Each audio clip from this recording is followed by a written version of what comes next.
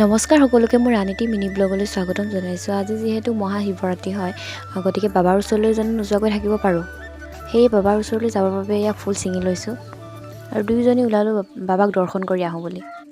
মহাশিৱৰাত্ৰি হৈছে ভাৰতীয় হিন্দু ধৰ্মৰ এটা ধৰ্মীয় উৎসৱ। হিন্দু ধৰ্মৰ দেৱতা শিৱৰ উপাসনাৰ উদ্দেশ্যে প্ৰতিবছৰে এই উৎসৱ পালন কৰা হয়। আৰু এয়া আহি আমি পাই গ'লোহি বাবাৰ স্থান।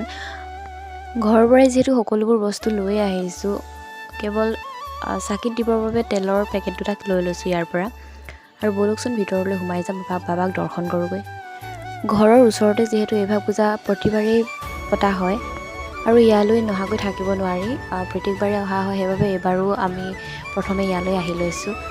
দুয়োজনী গৈ চাকি বন্তি ভালদৰে জ্বলাই ল'লোঁ আৰু চাকি বন্তি জ্বলাই আহি এয়া আমি বাবাৰ ওচৰত সেৱা ভাগ লওঁ বুলি আহিলোঁ।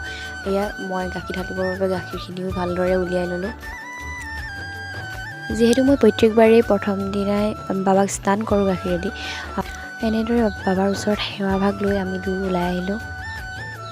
আৰু ওচৰতে যিহেতু মেলা এভাগ পতা হৈছে সৰুকৈ হ'লেও, গতিকে আমি সেই মেলাখনত এপাক ঘূৰি চাই আহিলোঁ ক'ত কি বস্তু কেনেদৰে পোৱা হৈছে। আগৰ দৰে তেনেকৈ বিশেষকৈ ইমান ডাঙৰকৈ পতা হোৱা নাই, সৰুকৈ পূজাভাগ পতা হৈছে আৰু সৰুকৈ মেলা আয়োজন কৰা হৈছে। সেয়া আৰু এনেদৰেই আমি সেৱা এভাগ লৈ ঘৰলৈ উলিয়াই আহিলোঁ। এয়া হোটেলত সোমাইছোঁ, ঘৰলৈ কিবা অলপ লৈ যাওঁ বুলি। আজিলৈ ভিডিঅ'টো ইমানেই। পুনৰ নতুন এটি ভিডিঅ'ৰ জৰিয়তে লগ পোৱাৰ প্ৰতিশ্ৰুতিৰে মই চিমাই আপোনালোকৰ মাজৰ পৰা বিদায় লৈছোঁ। সুখত থাকক, হাঁহি থাকক, সুস্থ থাকক। আজিলৈ এৰিছোঁ।